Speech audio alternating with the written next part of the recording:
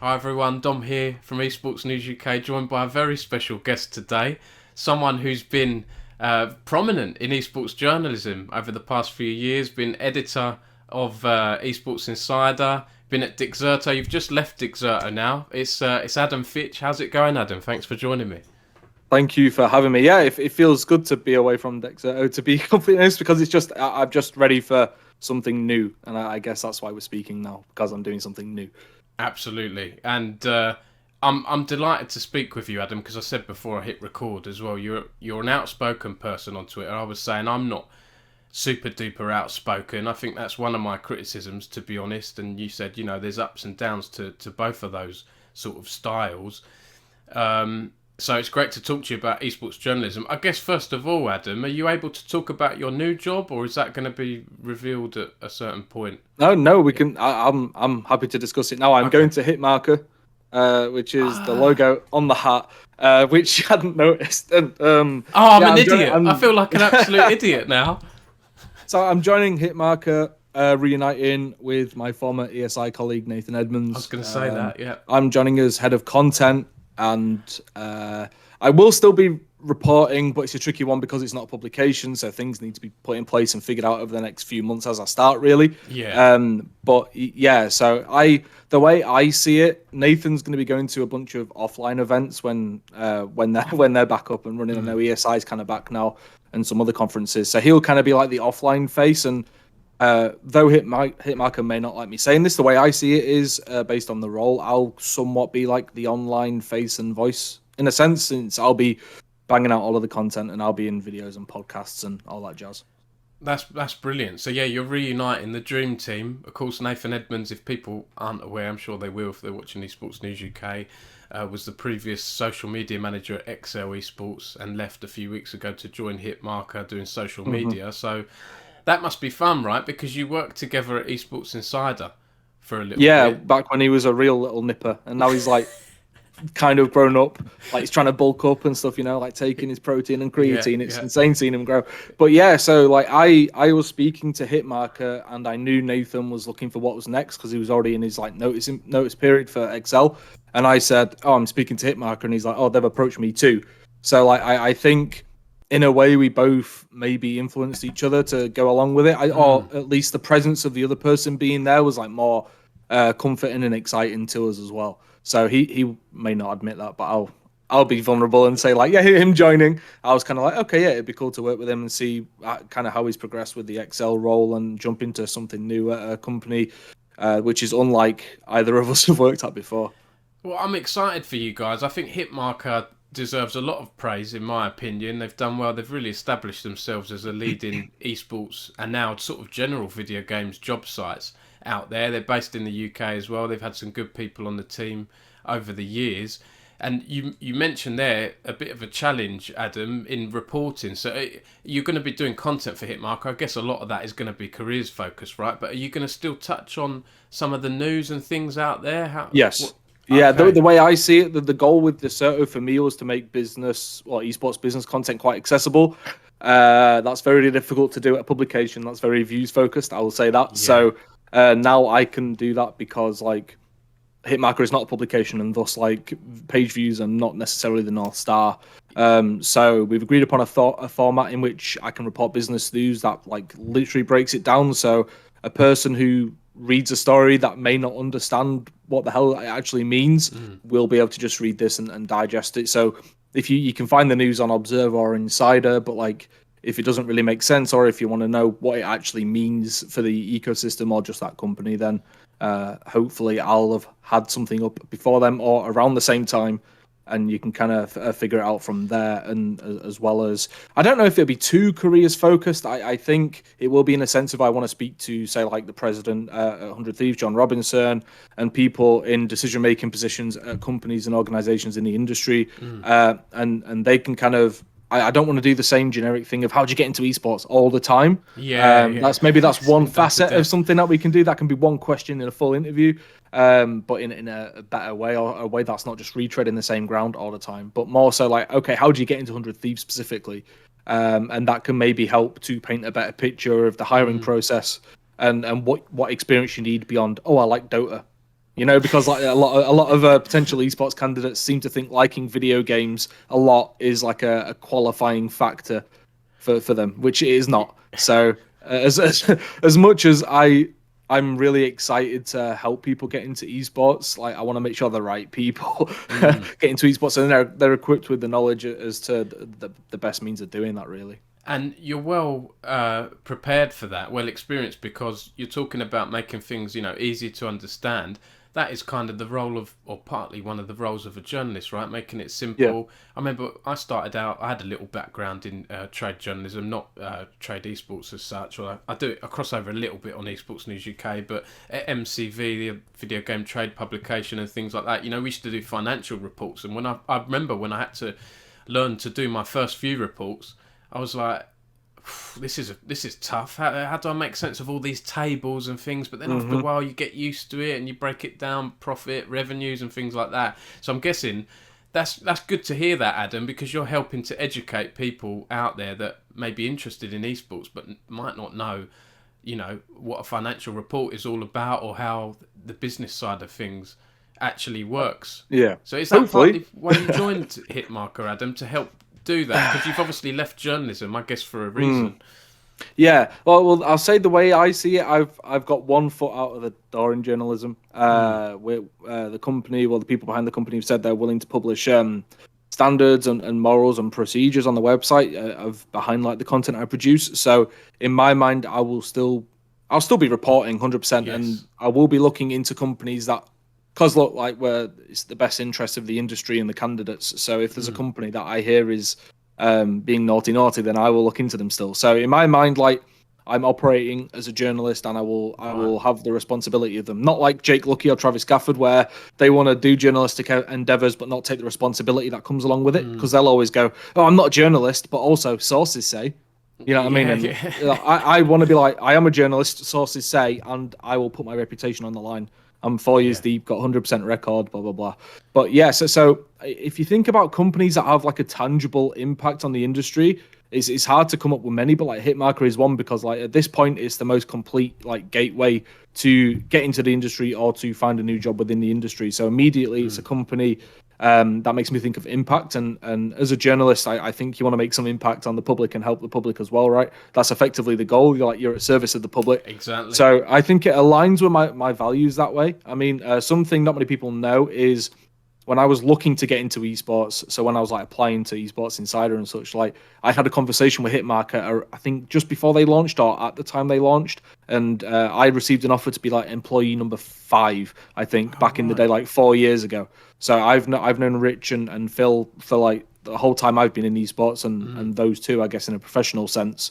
And so therefore I've like followed them all the way through their journey. I know what they're about. I can see where they're going somewhat. Obviously I'm not saying I know the company perfectly just yet, but yeah, it just seems like a real good alignment. Like transparently, I didn't like go to a bunch of different people and ask for jobs or anything like that. It was just a conversation that happened between me and one of the founders, while I wasn't necessarily looking, but I was thinking of a change. So it just fell into my lap, and they, in a sense, allowed me to say what I wanted to do, and it just happened to kind of meet exactly what they wanted me to do as well. So I think there's a lot of mutual respect there, and we fight a lot of the same causes, even if they're not a publication. Yeah, and that's really nice to hear, isn't it? When you find a boss, when you find someone you align with, rather than applying for a set job and then trying to maybe mould yourself to it. So that was wrong of me to say you're leaving journalism, because really you will be doing journalism. It's this interesting chat. Yeah, Adam. it's a tricky one. It's a tricky one to like. I've been trying to think of how to communicate it for about a month now. Like, yeah, I'm leaving the general ecosystem of journalism and like operating outside of it, almost like an independent journalist, but for a company. Yeah, it's like if I started a Substack, but it just happens to be on the Hitmarker website instead. Is how I kind of view it. Yeah, you're sort of expanding the content of a non-traditional, a company that isn't typically an esports or a journalism publication, but you'll still be doing reporting, and it aligns with what they're doing. They're very business focused, so that works well. I'm very interested, Adam, to hear your views on general. Oh, before I go into that, yeah. So what was on my mind was, there's this idea. I've done a few talks at unis and colleges and things about esports journalism, and I'm very happy to sort of give back to the next generation and stuff like that.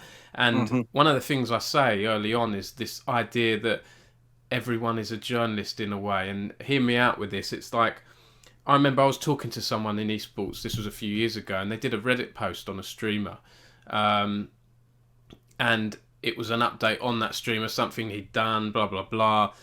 And when I saw that person at an event next, I said to them, "Oh, by the way, that was good journalism with the Reddit post you did on that streamer." And they're like, "What are you talking about? That wasn't journalism." I was like, "Well, basically, in a way, it was, because you went to that streamer's social media, you got some quotes from them, you said what had happened, and you wrote it on Reddit before other publications had written about that. You'd sort of done a news story on Reddit. You've sort of done journalism, regardless of whether you think you're a journalist or not." So, what do you think of that, Adam? Because that's a challenge these days. Anyone can report things. The idea of citizen journalism, has that made it hard for you in recent years, or do you think it allows journalists like us to set ourselves apart from, non-journalists? Yeah, the way I think about it, like the new journalism, if you call it online journalism, or like the journalism that spawned out of the internet, it's made it amazing because it's no longer just like nepotism among Tories, or I'm not going to actually say Tories, but I know what you like mean, yeah. People of a certain class, I should say. And then so like the barrier to entry is low, which is good, but which also means it's bad, because then you've got these anonymous leaker accounts, like in the LEC and I guess like the Superliga and such, right? Which are coming in and presenting things as rumours, and if they're right, they say they've got the scoop, and if it's wrong, they say, "Oh, it's just a rumour. It is what it is." And their pin tweet will be like, "I'm looking for sources," and I'm like, "This is just spits in the face of the processes I know, at least, And then you get Upcomer paying them like $4,000 a month. And it's just like, what the fuck is going on? Wow, well, here? I need to pack in Esports News UK. I'm not making that much. I need to turn back the time, really, and like I attacked Upcomer before they even launched because they were paying through their ass. Like I burnt that bridge before they even started. So like I'm never going to get the bag from them. But yeah, it's a strange one. I think it's good in a sense, as I say, because now there's a new crop of journalists and a whole bunch of people that never had the ability to be able to do that. Like they didn't have, I don't know, like uncles who could introduce them to the right person to get them work experience or an internship to then work within this newsroom. But then also, like I have no formal experience or with education in journalism. So like I got in without having to go through that whole process as well. And luckily for me, or well, for the industry, I should say, like I take it seriously and I've done my best. Whereas there's some people who want to capitalize on it, as I mentioned earlier, without actually subscribing to the ethics and morals that come along with the job, because it's a very thankless job. But these people want all of the praise without the thankless part of it. It's a tough one. So I think it's good and it's bad depending on how you look at it realistically. You raised a good couple of points there. First, on these sort of nameless Twitter accounts, I see them. They're cropping up for multiple European regional leagues in League of Legends now. There are multiple ones, all named after Pokemon for some weird reason. But the most prominent, I guess, is LEC Wooloo, who you may have mentioned, who's joined Upcomer now. In a way, I kind of like that they've tried to help him understand journalism, do journalism better, in that he's revealed his name. He's actually writing news stories now instead of doing throwaway tweets that could be true or could be rubbish. What do you think about that? I know you might not personally be a fan of Upcomer, but trying to turn some of these nameless account holders into actual journalists in a way. Although I say that LEC Wooloo, still the picture is still of a sheep. So if you go on the website, there's a picture of him and his real name. So like he's basically I think they didn't want to change anything on the Twitter facing stuff, but there's no way for me to call them out and say, look, you're doing this incorrectly. Not necessarily me, but Richard, Thorin, whoever. If everything's toward on the website. But I think it's commendable that Upcomer are trying to do that. Similarly, I don't like that pipeline for journalists. It teaches a lot of bad practices, and it shows now like that is a viable pipeline to get into journalism, and that's why they're all popping up, because it's like, oh, I can just present this information that I get sent in the DMs from randomers, say it may be true, it may not, and eventually I'll make it full time as a journalist. And probably next year, this Wooloo character, if it's mostly fan voted at the awards, I think it's probably 75%. He'll probably be a finalist for Journalist of the Year for doing no like hard hitting journalism. It's just all X player is going to X team. It's low hanging fruit. Yeah. You know, I think it's setting a really bad example.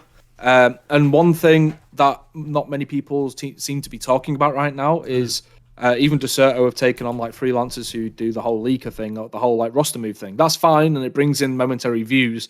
But what happens when it's not an off season? In League of Legends, it's probably like November to December. You'll get a lot of leaks, right? But outside of that, there's not much going on. So you're signing all of these people either as freelancers or hiring them full time, like Upcomer have done. What content are they going to be producing outside of the off season during the actual season? Because we get enough generic interviews with the same players saying the same stuff week in, week out. Like, what are they going to offer that's something new? They have no experience doing that, which may help because they're not already in the machine and know what to churn out. So they may have a different POV. But similarly, they have, like, for most cases, no journalism experience outside of leaking on Twitter. Like, it's a I don't know. It's something. It's out of the box now. We won't be able to put it back in. Yeah. They've kind of legitimized it, so it's commendable that they're going to try and help him. But also, Upcomer have had a lot of editorial mistakes. Threw that 16, 17-year-old under the bus instead of the editor taking it on the chin. So I don't know if I trust them to be like really the best like academy for these up and coming leakers turned journalists. And you've touched on something there that Richard Lewis has brought up in a video, or a few videos. Richard Lewis, someone I respect a lot. I watch a lot of his content. I've learned some things from him in journalism and so on. And he pointed out that roster reporting is fine if you want to do that. It's a little bit hard to get into to begin with, and you've got to really double check sources, making sure you do it well. But he did raise a point that some journalists are sort of pigeonholing themselves into just doing roster reporting, and they're not really well-rounded journalists. You know, I've been trained in the past to do call up, 50 businesses, do a survey, Dom, to get a news story that way. Hound someone to get a quote about a business that's going under or whatever else. Do sift through these 100-page financial report and do a story on that. Or interview this person. These roster reporters, they seem to just hear information, post stuff up there. And like you say, they sort of, in a way, hide under the guise of, I'm not a journalist, if they do get something wrong. So we're sort of, this idea of journalism in esports and reporting is getting muddied with... It's journalism without accountability, which is not journalism, it's just bullshit. You know what I mean? Like, I don't like, even Nell, who does a lot of CSGO reporting, Nell and Direct, I think his Twitter at is, or something. Like, he does a lot of good work, and like he's done work outside of roster reporting, and I think he's shown his face on a stream before. But like, I think he tweeted the other day, I didn't get verified again on Twitter. I'm like, your face and name aren't even on your profile. How can they verify that you're a fucking random internet user? You know what I mean? Like, it's just that these people don't. I don't think they understand what it is, and yeah, for someone like us, like our reputation is literally everything. But for these accounts, like, no one's really held them accountable too much. Like, there's a account called Danish CSGO Leaks, which got loads wrong. It got a few things right, but like after it had already been reported or whatever. Yeah. But mostly wrong, and like no one really said anything beyond like, other journalists. But like fans don't care at this point. They want whatever they can get their hands on at any given moment, even if it's not right. It's like, oh shit, that's really exciting. It's like, I don't know, it's like some TV show that goes on, especially like I think of League of Legends a lot. It's just like some interactive thing where like they're just dying for the next bit of information. It doesn't matter if it's right, wrong, or whatever. That all just adds to the story and the roller coaster of what they're going through. Yeah. And I don't particularly like that. And like if you think about how low impact it is, like these roster moves are going to happen whether they report on them or not. Like bringing in like sensitive information to light for the public to judge what's going on, like that TSM Reggie story the other day over at Wired. Like that's something that changes a lot. Like the public perception of TSM, and then maybe people who are in TSM as well, that could have been hidden from them. Now they know they may decide to leave or stick with it. Like that has real utility in the public realm. A roster move is good for building up excitement and nothing more, in my mind. And that again, that's touched on something way back when I was doing a work experience at Nintendo Official Magazine, when I was, God knows, 16 years old and going into London and nervous and all that. This idea of, informing, but also entertaining. And it seems sometimes in esports journalism, people are very focused on the entertainment, not so much on informing. And it's tricky, right? Because esports is an entertaining industry. At the end of the day, you're watching matches, you're having fun doing it. But again, it's getting a bit muddy, isn't it? But I think as time goes on, there is a lack of experienced editors in esports journalism. That's what I find. There's a lack of it. But as we come through, it's partly why I'm desperate now to get funding for Esports News UK. That's my goal for the year. I really want a team. I really want to give back and help support upcoming reporters who have more time than me to do proper digging and and are younger and hipper than me and to do cool things on socials and videos and things like that. So and what you also said, Adam, about not having a background so much and just getting into this, when I did work experience at Games TM years ago, an old magazine, I remember I was like 19 at the time, 19, 20. I was at uni and I was doing like placement there. And their staff writer, paid writer, Keza McDonald, who I believe is at Guardian or was at Guardian, editor of the game, doing game stuff there. She was their staff writer at 16. So I was 3 years older than her and I was learning from her. But I liked it. I was like, well, hey, this shows me I don't need a degree to do this. You've got to be good at writing or, good at producing content and know your stuff, have the knowledge. And I learnt a lot from her. And I like that about esports journalism. You don't need a qualification to get into this. No, you don't need like the Esports Certification Institute to come in and gatekeep who gets into esports or not, like part of me thinks experience is better than theory most of the time in almost every application. I guess it depends at what point you are. Maybe it's useful to know the theory, then put it into practice. But like, I value experience a lot more. So like, if I was to start something new now, I'd be completely fine hiring people with that education. It'd be hypocritical. Wow, struggling with that word today. For me to do that otherwise, considering like I don't have that experience, like that education as well. Yeah. I started writing for my own blog and then joined like a movie website and built up there in freelance and then moved into esports. That was it. It was like I just learned through repetition effectively. And I've still got a lot of my best work ahead of me, hopefully. 4 years in, I don't feel like I've learned 50% of what I will need to learn to get to the point where I'm satisfied with what I've done. Whereas I think some of these people already feel like they've made it. Yeah, that's a good point. Again, I know I bring his name up. Richard Lewis has said this. You're always learning as a journalist, right? He said in the past he's maybe made a few mistakes. I've made a mistake. I don't think there's a journalist out there that hasn't made a mistake, and that's how you improve and develop and so on. I think that's really important. I don't think I'm ever going to be satisfied with what I do. There's always room for growth. Well, I mean, the moment you are satisfied, though, then you'll grow content, and then like you'll stop challenging yourself, and you'll be like, oh, I've been there, done it. And at that point, you're either doing yourself and the public a disservice, or you're just going to stagnate like hell and be dissatisfied in your life. So like, it's important to always find what's next. And the good thing about esports is there's a plethora of bullshit to look into at any given moment. You know what I mean? So like even though I'm in the business beat, that is so broad. It's not really. It's a niche of a niche, but it's so fucking broad as well. Because it could be like player contracts, or it can be what's happening at a talent agency. You know what I mean? It could be absolutely anything. And then obviously is the regional aspect as well. I'm only really looking into Europe and North America. Like if you really wanted to, you could try and bust into China and do stuff there if you've got bodyguards 24/7. Like there's so much to go on that I don't think which is a good thing of the industry we work in terms of journalism. Like you can't be like, oh, completed it, mate. Exactly. But then also that can also, if you're not wired up correctly or not looking at it the right way, make you feel like, oh, why am I trying if I don't know where I'm going? I don't know which direction to go in. Like it's just too much to do.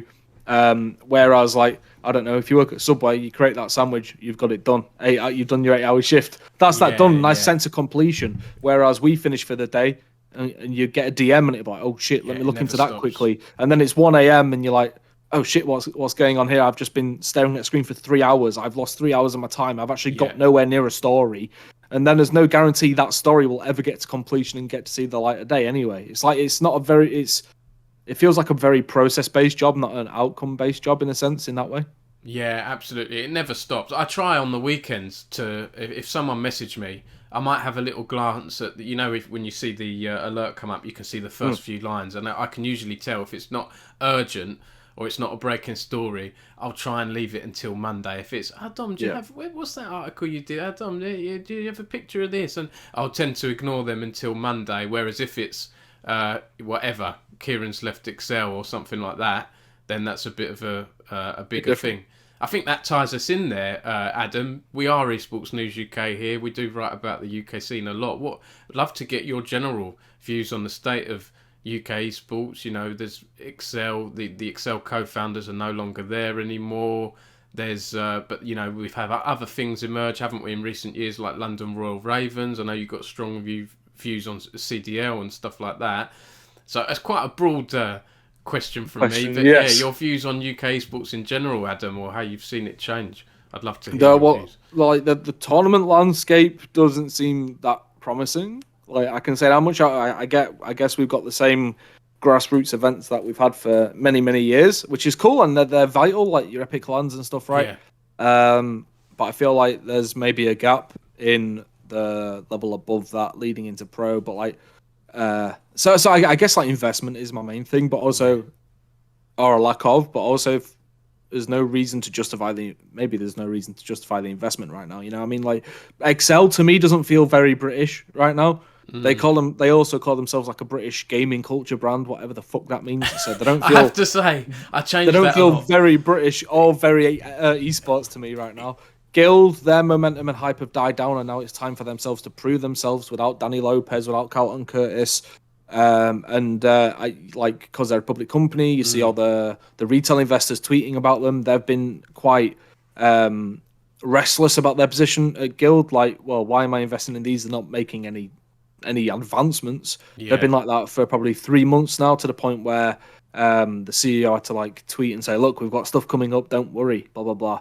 Like, I interviewed him, basically just be like, because I said to him, look, like, you've got all these people asking what's next, like you had like your executive chairman leave and your director of brand leave, and you've not said anything about it. What's going on?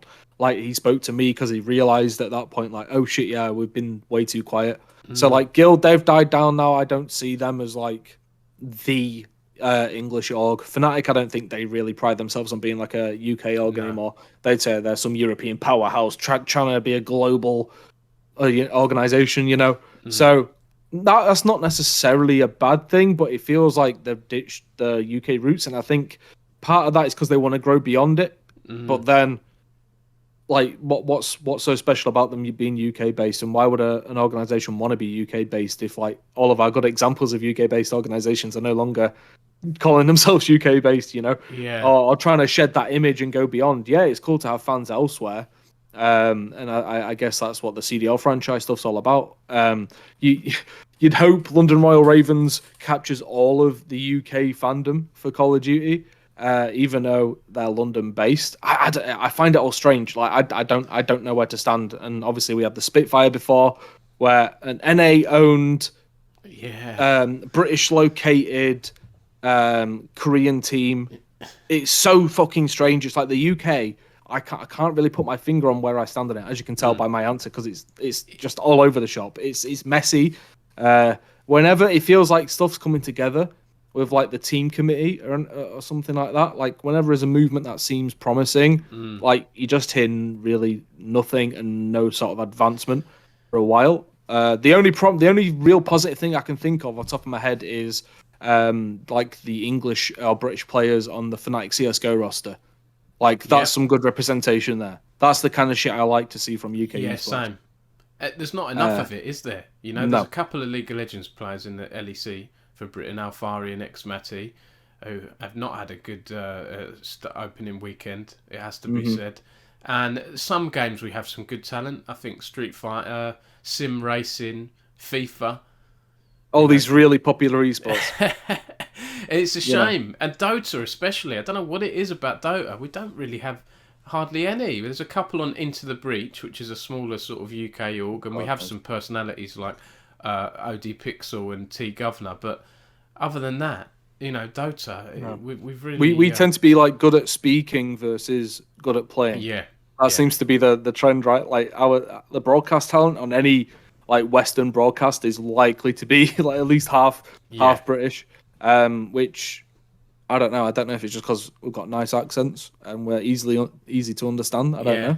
I think it's that British charm, that British charm and wit that people like Medic, Frankie Ward, and so on. They just seem to be very appealing to tournament organisers. And our banter is definitely better than people from America. So I mean, I understand that, and I would agree with that. We've got the kind of the dry humour as well. I think lands pretty well. But like you just watch like the cast from Machine where Cadian got the 1v4. Like it was just like a legendary play, and like just something about it. It's just like it wouldn't have been the same with Americans. They were going, "Oh my god, what's gonna happen?" They'd be just trying to go do too much.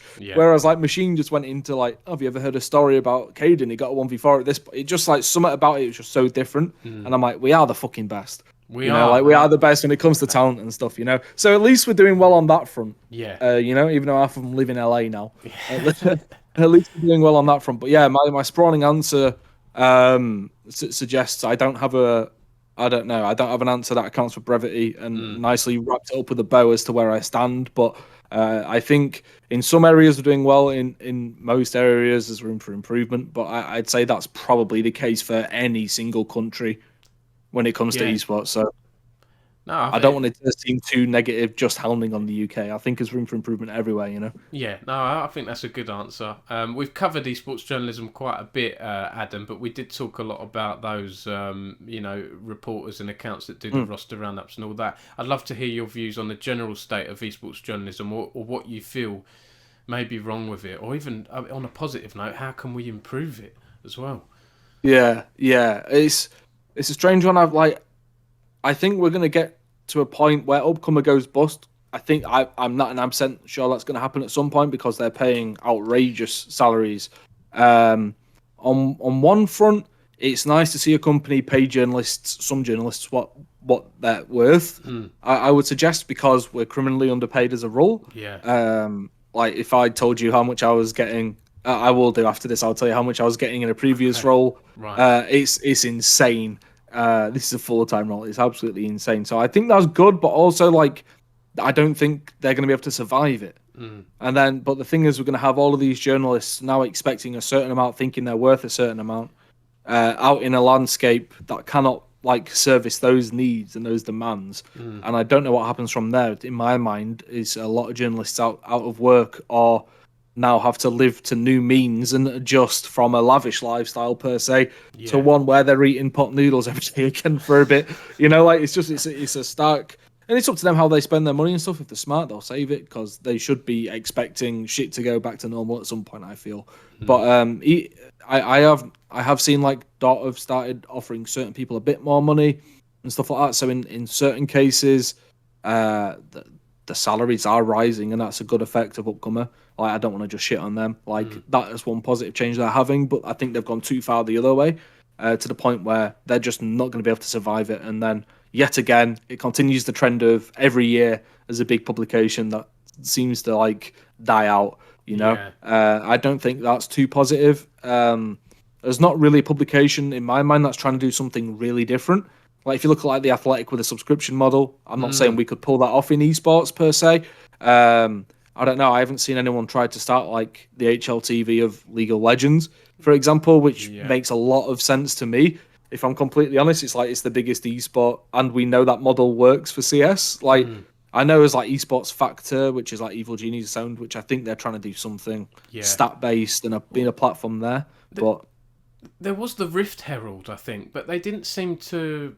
They went more down the route of like patch notes and things like that, and I don't think everyone does that. They didn't really go into the real decent journalism around players and storylines in esports. They fell into the trap. I think I didn't follow them too much, but I think that you're right. I think they fell into the trap of doing what everyone does, patch notes and a few bit. And listen, I'll put my hands up. I've done a few, as I've tried new things over the past year going full time. I've done a couple, not so much patch notes, but like skins in League of Legends or changes in League of Legends. But some of them can be tied in with esports as well. Like you've had a lot of pros criticising this new dragon that was added to League of Legends for this season. So you can do angles with it if you're clever about it. And so I'll admit I've done some of those things, and again I've heard other journalists saying sometimes you've got to do those stories to get the hits and pull in. Oh, as like esports media is full of necessary evils like that. Yes. If you look at Deserto, it's 90% TikTok. This is trending. Jake Paul has said this, and here's a new cosplay based on an Overwatch character, and then you'll maybe get a scoop. In esports, where one player is joining another team or something, like, Immortals is suing blah blah blah because of this, because of that. Like those things are paid for by the hogwash bullshit that no one actually in esports cares about for the most part. Like a lot of that content is stuff you will you'll basically see on Reddit or you will see on a Google search because you're looking for a specific answer. It's like I don't think as well, Deserto specifically, I don't think it's a place where you visit it every morning, look on the homepage and go down and go, oh, this has happened, like you would like in a traditional publication. I don't think that's the case at all. So that's maybe not the most promising thing. It seems like it's built upon fleeting visits and capturing people all of the time instead of getting the return visits and stuff. And I think some of that's a symptom of just social media anyway, because like you just see the news via a tweet, you read the headline, now you know it, and you move on. Like, there's a lot you need to do there. So I think a lot of it is part of it is the viewership isn't there yet to monetize it well enough. So you have to expand that into other things. If you look at like ESPN Esports before it died, they started doing video and they started doing more gaming focused stuff, which that's when you know a publication's dying, when they make that pivot. That's when you know they're going to go, because they need to suddenly find viewership from somewhere. Yeah. Which they should have had all along. The owners would say, at least, So I think there's a lot of bullshit that you have to put up with to get the good stuff in esports media, and as a journalist, there's not really much you can do about it. It's up to the people who own the platforms and run the platforms and monetize the platforms to figure that stuff out. And trust me, they're businessmen, not creatives, so they want to figure that shit out. Maybe we just haven't had the right people all along at this point. Maybe some of the people who are about now, Dot, seem to be making a lot of acquisitions, and I will say, like Deserto, they are growing, so fair play. Like maybe we're in the right direction generally, but it's still I don't like the ecosystem of views or everything where you're just chasing the dragon all the time. Like I'm there for impact, and I'm there for education, and I'm there for truth. I'm not there for maximize views on this story. That's just not what I'm about. Yeah, exactly. And that's whoever it is, if it's the publisher or editor in chief or business development person, that's their job. That's the currency, journalist, right? Attention's the currency in our job, and that's materializing as views. And it's just like I don't want to be part of that anymore, because it sucks the fun out of everything, and I think it makes a publication soulless when all they do is make decisions based on views and not based on what's good for the community. And I think the views will come if you do what's best for the community and the fans. So that option is not available to me right now. So I want to have a job where I'm excited to go to my desk. I will say I'm not going to be there in person, so go to my desk every day, log on, have a chat with them, get into. I want to have fun. I want to challenge myself, and I want to be excited instead of just like, okay, I could do this feature, but also I've got a quote that says I have to do this amount today, and also I'm behind 10,000 in views, so I need to find a good Reddit story. Like, you know what I mean? I don't want to be doing that shit anymore. Yeah. So I want to exist outside of that ecosystem effectively. It's not that I'm turning my back on journalism. It's more so I'm turning my back on the current form of journalism in esports, I'd suggest. But I still play my own game now. I don't want to play their game. I'll play my own game now. Yeah, that's a really nice quote. Yeah, I think it's a juggling act, right? As someone where I'm doing reporting, but I'm also doing like the editor stuff and the tough. Biz dev stuff as well. It is tough, and it is, because I want to do the in-depth things. I did a few in-depth things last year, but then I have to do a lot of keep the site ticking over. For sure. But I don't want to do too many of those stories that are for people on Google. When does the NLC start? Like, who are the roster roundup in NLC? I don't want to do too many of them and forsake in-depth interviews or investigative pieces like the Staffs Uni thing I did last year. Like it's tough. So I need a team. I need a team to grow. Even if you look at it selfishly from your point of view, though, that stuff's not fun or challenging. No. Like that's like, I don't know, maybe some of the smaller bits occasionally it's kind of fun to do if you're taking a silly angle to it or whatever. But like, that's not the kind of stuff that gives you life. That takes energy, don't give you it. You want like, it's the stories that like choose you almost are the ones you want to take. You know, where you hear one thing and it's just like, wait 1 second. You go to company's house and then like you're lost. Like that's the kind of work like we get off of. You know, it's not like breaking stuff. Here's roster mania for LEC. We'll keep this up to date every day with all of the changes, and also here's the schedule. You know what I mean? Like that stuff's not good for us. It's useful for random people on the internet who do a quick search and then bounce. And you know, go away. Exactly, so I know it's all for them, but even looking at it from a selfish point of view, like it's not really work that fulfills you at all. I speak for myself. It's not really work that fulfills me doing that stuff. So I'm not too bullish on esports media as a whole right now. I hear you, and this has been a great chat, Adam. I guess lastly, the thing that was on my mind is that I think something we've highlighted is this separation almost between publications and journalists or personalities. Because if you look at people like Richard Lewis, Thorin, who do journalism, but I know Richard Lewis is at Dixerto, but typically have done their own thing, right? What are your views there? Because there seems to be, I don't know, in all fields you will get journalists that become their own personalities. If you look, you mentioned the Athletic. David Ornstein, for example, is a big name in his own right. He could do his own David Ornstein website. You know, what are your views there? I guess it's not exclusive to esports, is it? That kind of thing. You know, your Jacob Wolfs of the world and stuff. So yeah, I think to separate yourself in journalism, you can either do the stories that no one else will tackle or can tackle, and or you can brand yourself better. And this is a conversation I had with Richard Lewis recently, so I don't want to retread like loads of steps of the branding stuff, but like to be more than just like the truth seeker and truth giver, like on a separate basis outside of that, you want to be like, oh, I have a personality and this information helps to inform my opinions, which are fucking good, and I'm a bold person, so I'm able to give them. And look, I'm able to have fun as well as be a super serious reporter and such. I think there are two sides of that. Like, so obviously is the punditry and as the reporting. I think as long as there's a clear division there, I like it. I'm thinking of a couple of accounts in particular. I find it strange when there's reporters who 99% of their tweet output is meme like content, because I'm like, right, am I supposed to be taking you seriously or not? I don't know. That doesn't sit. I don't know. I couldn't do it. But if you've got a YouTube account that's strictly Thorin talks or Thorin's thoughts and interviews and stuff like that, like that's a clear division of what's what. Like, there's a lot of people who think you have to be a journalist 24/7, even when you're not on the clock, and you have to operate a certain way at all times. You can't block people because they need access to the information you give. All this shit.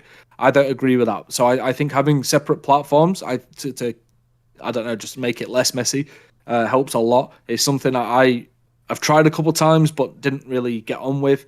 I'm going to look at different ways of approaching how I create content for myself, because I have the option of freelancing now, so I can either freelance and just pitch publications to or pitch my pieces to publications. I know like Invent Global have shown interest. I shouldn't say that, but I have. For example, so I think I could just put out like Adam Fitch, blah blah blah blah, blah, opinion piece here, opinion piece there.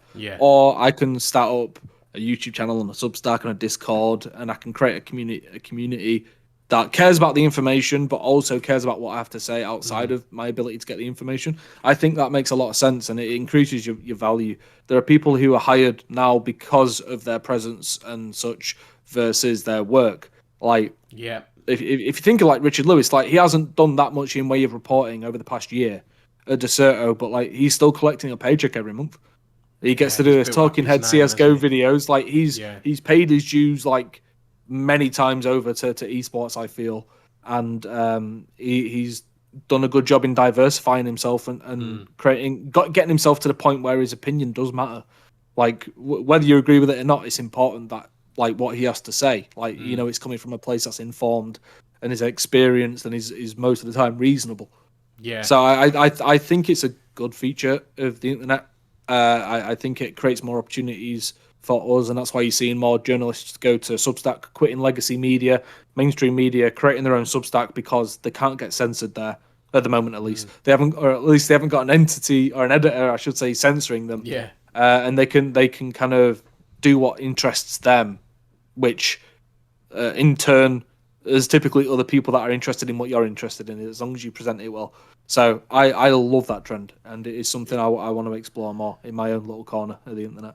Yeah, that's another good answer. It's something I've personally struggled with a little bit. I think when I first started in 2015, 2016, UK League of Legends, the scene was very immature and there were a lot of younger players. And so for me to fit in a little bit, I did do a lot of memes on Twitter and a lot of that silly stuff. But then over time, I've probably gone too far in the other direction. Oh, I better only be serious and journalist Dom. But then I know people like to see how I'm doing with things as well. Like, you know, you are a person outside of your work, you know.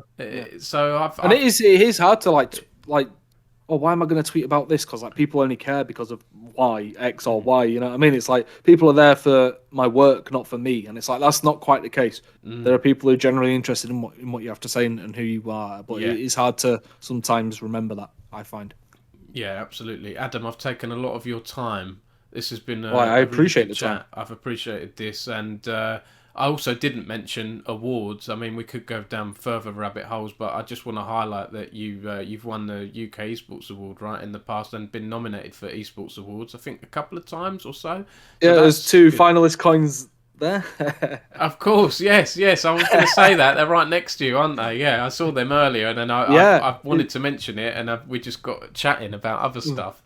Yeah, in my first year of esports journalism, I was a finalist for a UK Esports Award. That's it. For the UK Esports Award, and then won it the next year. Was a finalist the next year, and then it didn't happen last year. For whatever it was reason. sad to see. I'm not sure what's gone on there. Whether it's just because of the COVID stuff, they couldn't do it, and they didn't want to do it online. I don't know. I didn't see that it was communicated. I'm not sure. But then, not last year, the year before, myself. While I was the editor of Esports Insider, got finalist for Journalist of the Year at the Esports Awards, and got ESI's first finalist place for publication or coverage website of the year, whatever they call it. Great. And then it was a finalist again last year. Didn't win, which is completely fine because I'd prefer not to. Like they ask you to submit videos in case you've won, so you've got to do this fake. Oh my god, I'm so emotional. Thank you so much for voting for me. So I haven't done it because it's just like. I know that probably I'm a bit cynical, so I think that probably harms my chances. They're gonna be less likely to choose me, even if it's between me and someone else. We're both on the exact same votes. They're gonna go for the one that's provided an acceptance speech, you know. But I just can't do it. I can't pretend that I've won something that I know I'm not gonna win. It's hard. It makes no sense. In a way, aren't you? And I'm too real for that. I would play it so weird, that it would be obvious that I'm taking the piss, and I'm something that should be an honor to receive that. So it's best I don't do anything, you know. But I've been very lucky in receiving recognition. It's strange because at first I didn't think I deserved it, and I had mad imposter syndrome about it because I'm like, it's my first year, how have I got this? And then the next year, how have I won this? But that I think that stems from, and I know other people, I think like Nathan, my new colleague at Hitmarker, is kind of this way as well, in which the things that come easy to us now, we think have always been easy to us and are thus easy to other people, instead of remembering all of the hard work and experience that you've had to put in and all the learning and all the failures and all the times you've had to eat shit and embarrass yourself to then learn how to present yourself better in a better way. It's easy to forget all those things over the years. They kind of compress. In my mind, at least, they do. And so I never gave myself the appropriate amount of credit. Yeah. Whereas now I'm like, top 10 journalists in the whole industry, I think it's basically Western, because I don't know, there's not enough representation on the Eastern side to appropriately judge them, I find. So top 10 Western journalists, I'll take it if people want to give me it, because it's I think it's half panel, half public or something. Yeah. And especially for having the least amount of followers. The first year I was nominated for the Esports Awards, the least amount of followers, and somehow still got in there. It's like, that's pretty fucking cool, actually. So instead of thinking I don't deserve to be there, it's like, oh, it's fucking cool that I got there. Yeah, no, But I don't expect to be getting any more nominations or anything. No, I don't think I'll be seen as a journalist because I won't be at a publication. That's how I think industry perception will be. You're well known now in the industry, and if you're doing reporting and business reporting, I'm looking forward to seeing what you do. I know I've said several times this is the last point, but I promise this is the last point. Of course, I could chat about esports journalism forever. But you mentioned it slightly earlier. This idea of censorship and stuff like that. I mean, I'm guessing this has probably always been a thing in journalism because, you look at certain publications out there, certain mainstream newspapers that will have a political bias swinging one way or the other. If you're you support one party, but you're writing for a publication that supports the other, you're not likely to get a certain opinion piece approved and things like that. What are your views on that whole thing? And is that a reason why you've left previous publications? So that's a difficult question. You don't have to answer it, obviously. I ran into it at Deserto a few times, and that's a big reason as to why myself and those in management above me did not see eye to eye a lot of times, because they want to celebrate big moments. So I'll give an example. I didn't know when I was going to speak about this publicly, but towards the end of a long video is the best time to do this. You can clip it, by the way, I don't mind. But so FaZe Clan got on the Sports Illustrated cover. I remember that. Yeah. And everyone was saying it was a win for esports. I thought it's a win for FaZe Clan and that's it. I can make a compelling reason as to why, and I can do it on the same day it's been announced. That's a good opinion piece. I need to do my weekly column. I pitch it to an editor, it gets approved. I write it. It's not disparaging against FaZe, but I think it brings them back down to the level they should be at based on the achievement they just got. Okay, that's sick for you, but you actually, in the article, it actually explains esports isn't that important to you. The wording as such is basically... They're a lifestyle thing, aren't they? Yeah, it's 80% of their revenue comes elsewhere. So it actually just shows how insignificant esports is to them, so it's not a win for us at all. Gets edited, that's fine, and then another person wants to have a look, someone higher up has a look, and says, no, we need to be celebrating these moments, not basically shitting on them.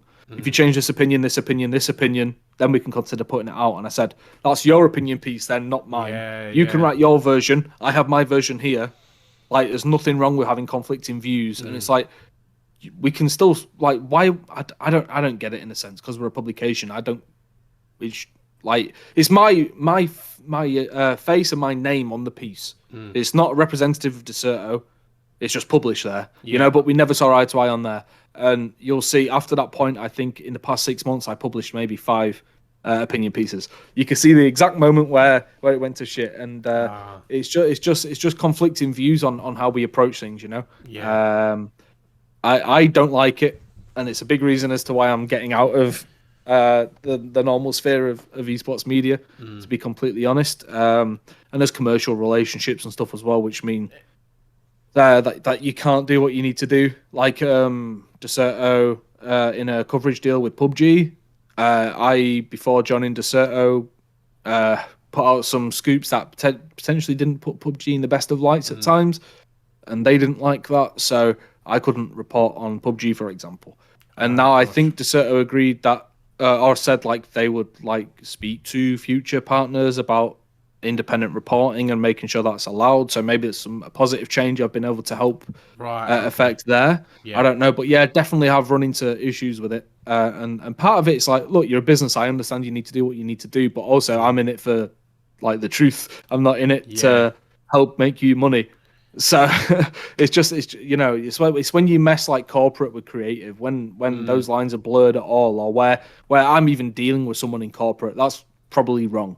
I don't think that should be there, So, I've run into problems with it. I can empathize with people who also run into problems with it. And I'm sure it's much worse at bigger publications that have secret ties to different companies that are not as publicized as the ones at Deserto, Yeah. So, it's a shit one, and it makes you question your work. For me, it made me question my work, and it made me question whether I wanted to be in the industry as a whole. Even though I'm very jaded, I still care about the industry. That's probably why I am somewhat so down about a lot of things, because I want it to thrive. So I'm staying in the industry, but it was I don't want to be in a position where that happens again. Yeah, because that did make my life hell, alongside some personal stuff that was happening at the same time. It was just I need to get out.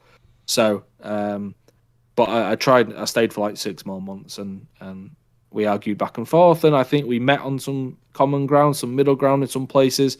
So I do have hope that things will improve there. I think they're all well intentioned for the most part. It's just as necessary evils again, which is how I'll put it. Yeah. That they're a business first and foremost, So some things are more important than whether I put out a scoop or not. I can in their mind. empathise in a way, because in the past where I've worked for a certain publication around the commercial partnerships thing, okay, yeah, if there's a scandal at that company, by all means report on it, but your opinion needs to be in line with ours a little bit. It's the opinion pieces thing where things can get a bit difficult, I think. Yeah. So, Adam, thanks for talking to me. I said I wouldn't say one more thing. There is one more thing here. I know I must be annoying you now. I'm not doing this on purpose. The only thing this has come to mind as well is because, and I'll let you in on a little secret here. There's an exchange that was made on the old Esports Insider Discord back when you and Nathan were working at Esports Insider, and I find this exchange funny.